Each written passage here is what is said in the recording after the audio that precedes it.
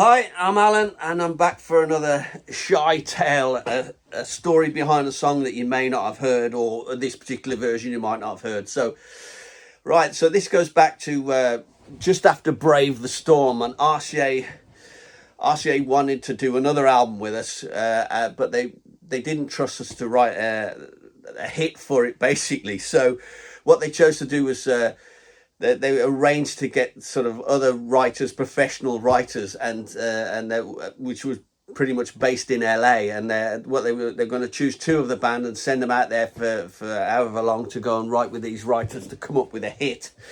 So they chose Steve and Tony to go out to LA for 2 weeks. So I was a bit miffed actually with that at the time, because yes, Steve was the main songwriter musically and everything, but Tony was no more of the writer than I was, and I felt that I could have gone just as much as he was. But if you're ever in a band, you'll know what it's like. They always put the singer forward, and that's that. You've just got to bite it, and that's the way it is.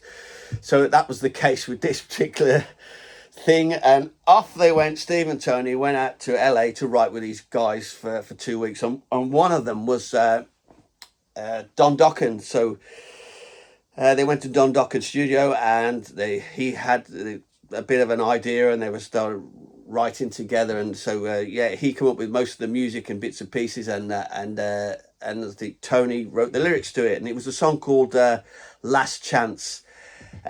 So anyway, we eventually flew out there. The rest of us, myself, Roy and Paddy, got to go out there 2 weeks later and basically hear what they'd written.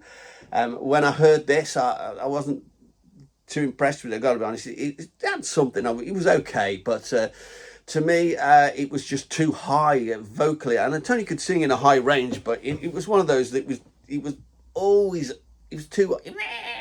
up there all the time, and it's not a song you could sing along to. It was just painfully high all the time. So I really didn't like it. I got to be honest with you. It just it just wasn't right. But because of the link with Don Dokken, everybody wanted to sort of hang on to it, because that would sort of open a few doors or to get us noticed or whatever. I don't know, just because of the link. So we ended up hanging on to this particular song. So anyway, when it came to the Excess All Areas album, and Neil Kernan got involved, and in the pre-production and everything, he said of this particular song that it had something, but he wasn't happy with the way it was. And I gotta admit, I agree entirely with that one. And so he suggested to Steve that he revisit it and maybe have keep certain parts of the riff, slow it right down, make a proper sort of song out of it.